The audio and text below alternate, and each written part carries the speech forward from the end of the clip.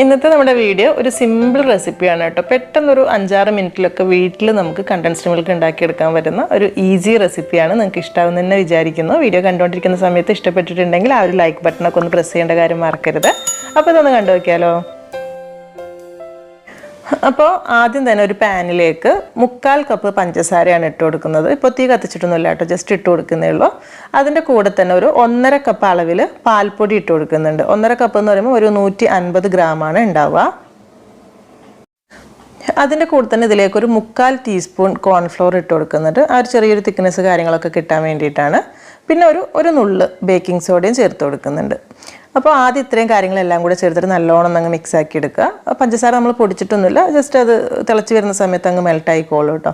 അപ്പോൾ ഇതുപോലെ നല്ലോണം ഒന്ന് മിക്സ് ആക്കി എടുത്തതിന് ശേഷം ഇനി ഇതിലേക്കൊരു 1/2 കപ്പ് പാൽ ഒഴിച്ചു കൊടുക്കുന്നുണ്ട്. തിളപ്പിച്ച പാലൊന്നുമല്ല, ജസ്റ്റ് പാൽ ഒഴിച്ചു കൊടുക്കുന്നുണ്ട്. അതിൻ്റെ കൂടെ തന്നെ ഒരു 1/4 കപ്പ് വെള്ളം ഒഴിച്ചു കൊടുക്കുന്നുണ്ട്. ഇനി പാലില്ലാന്നുണ്ടെങ്കിൽ 1/4 കപ്പ് വെള്ളം തന്നെ ഒഴിച്ചു കൊടുക്കുക. അല്ലെങ്കിൽ പാലിൻ്റെ ടേസ്റ്റ് അത്ര ഇഷ്ടമില്ലാത്തവർക്ക് ജസ്റ്റ് വെള്ളമാക്കിയാലും മതി. അതല്ല 1/4 കപ്പും പാൽ തന്നെ വേണമെങ്കിലും ചെയ്യാം കേട്ടോ, കുഴപ്പമൊന്നുമില്ല. എന്നിട്ട് എല്ലാം കൂടെ നന്നായിട്ട് ഇതുപോലെ ഒന്ന് മിക്സ് ആക്കി എടുത്തിട്ടുണ്ട്. ഇപ്പോഴും തീ കത്തിച്ചിട്ടില്ല കേട്ടോ. കട്ടയൊന്നും ഇല്ലാത്ത രീതിയിൽ ആദ്യം നന്നായിട്ട് മിക്സ് ആക്കി എടുക്കുക. എന്നിട്ട് നമ്മൾ ഗ്യാസ് കത്തിക്കുകയാണ് ചെയ്യുന്നത്. അപ്പം ഏറ്റവും ചെറിയ തീയിലിട്ടിട്ട് മതി കേട്ടോ. ആദ്യം തന്നെ തീ കൂട്ടിക്കഴിഞ്ഞാൽ പെട്ടെന്ന് കുറുകിപ്പോകും, പക്ഷെ നല്ല വെന്തിട്ടുള്ള ഒരു കറക്റ്റ് ടേസ്റ്റ് കിട്ടില്ല. അപ്പോൾ അതുകൊണ്ട് തന്നെ ഒരു 2-3 മിനിറ്റ് ചെറിയ തീയിലിട്ട് വരുമ്പോഴേക്കും അത് അത്യാവശ്യം ഒന്ന് തിളച്ച് വരാനൊക്കെ ആയിട്ട് തുടങ്ങും. പിന്നെ ഒരു 3-4 മിനിറ്റും കൂടിയൊക്കെ മതിയാകും കേട്ടോ. ഒരു ചെറിയ കുറുകലായി കിട്ടിയാൽ മതി. അപ്പോൾ ഒരു മീഡിയം ടു ലോ ഫ്ലെയിം തന്നെ മതിയാകും. ഒരിക്കലും ഹൈ ഫ്ലെയിമിലിട്ട് അങ്ങ് കുറുക്കിയെടുക്കണ്ട. അതുപോലെ തന്നെ ഒരു കാര്യം പ്രത്യേകം ശ്രദ്ധിക്കേണ്ടത്, കൈ എടുക്കാതെ തന്നെ ഇളക്കി കൊടുക്കണം കേട്ടോ, അല്ലെങ്കിൽ ചിലപ്പോൾ അടുക്കി പിടിക്കാനുള്ള ചാൻസ് ഉണ്ട്. ഒരുപാട് സമയമൊന്നും വേണ്ടി വരില്ല. അപ്പോൾ കുറച്ചുകൂടി ഒരു പരന്ന പാനിലൊക്കെ ആണെന്നുണ്ടെങ്കിൽ ഒരു 5 മിനിറ്റിനുള്ളിലായി കിട്ടും. ഇതിപ്പോൾ ഈ രീതിയിലുള്ള പാത്രം ആയതുകൊണ്ട് തന്നെ എനിക്ക് മാക്സിമം ഒരു 8 to 9 മിനിറ്റ് എടുത്തിട്ടുണ്ട് കേട്ടോ. വളരെ ചെറിയ തീയിൽ തന്നെയായിരുന്നു.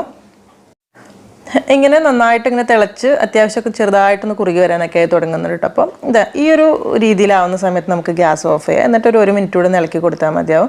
കാരണം കറക്റ്റ് ആ ഒരു കണ്ടൻസ്ഡ് മിൽക്കിൻ്റെ അതേ തിക്നെസ് ആവുന്നത് വരെ നമ്മളിത് കുറുക്കിക്കൊണ്ടിരിക്കേണ്ട. അപ്പോൾ ഈ സമയത്ത് ഓഫ് ചെയ്തിട്ട് പിന്നെ ലാസ്റ്റ് തണുത്ത് കഴിഞ്ഞെടുക്കുമ്പോഴേക്കും കട്ട പിടിച്ച പോലെ ആയിപ്പോൾ.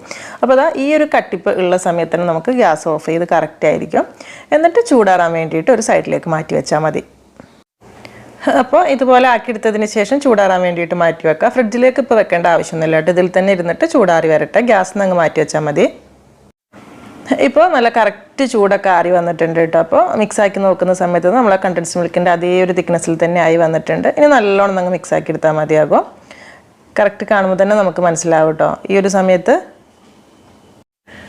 അപ്പോൾ ഇത്രയേ ഉള്ളൂ പരിപാടി. പിന്നെ ഇത് കാണുന്ന സമയത്ത് ഇത് കുറച്ച് ലൂസാണോ എന്ന് തോന്നും, പക്ഷേ ലൂസല്ല കേട്ടോ. ഇത്തിരി സമയം കൂടെ കഴിയുമ്പോഴേക്കും കുറച്ചുകൂടെ തിക്കായിക്കോളും.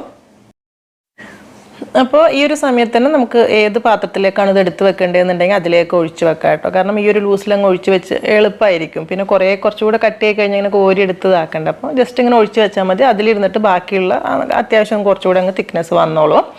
പിന്നെ ഇതിൻ്റെ കറക്റ്റ് അളവ് എത്ര ഉണ്ടാവുമെന്ന് വെച്ചാൽ നമ്മളിപ്പോൾ ഇവിടെ പുറത്തുനിന്നൊക്കെ വാങ്ങിക്കുന്ന ഒരു ടിൻ കണ്ടൻസ്ഡ് മിൽക്കിൽ 397 ഗ്രാം എന്ന് പറഞ്ഞിട്ട് വാങ്ങിക്കുന്ന ആ സെയിം മെഷർമെൻറ്റ് കിട്ടും ഈ ഒരു 1.5 കപ്പ് പാൽപ്പൊടി വെച്ച് ചെയ്യുന്ന സമയത്ത്.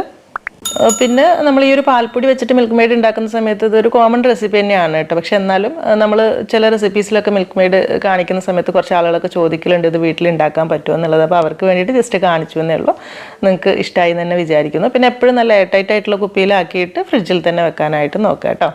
അപ്പോൾ ഇനി വീട്ടിലെ കേക്ക് കാര്യങ്ങളൊക്കെ ഉണ്ടാക്കുന്ന പുഡിങ് കാര്യങ്ങൾക്കൊക്കെ വേണ്ടി നമുക്ക് സിമ്പിളായിട്ട് വീട്ടിൽ തന്നെ ചെയ്യാവുന്നതേ ഉള്ളൂ ഈ ഒരു കണ്ടൻസ്ഡ് മിൽക്ക്. അപ്പോൾ നിങ്ങൾക്ക് ഇഷ്ടപ്പെട്ടിട്ടുണ്ടെങ്കിൽ ഫീഡ്ബാക്കൊക്കെ അറിയിക്കുക. അപ്പോൾ ഇനി എന്തായാലും എന്നത്തെയും പോലെ തന്നെ നല്ല റെസിപ്പീസായിട്ട് നമുക്ക് പുതിയ വീഡിയോയിൽ കാണാം. താങ്ക്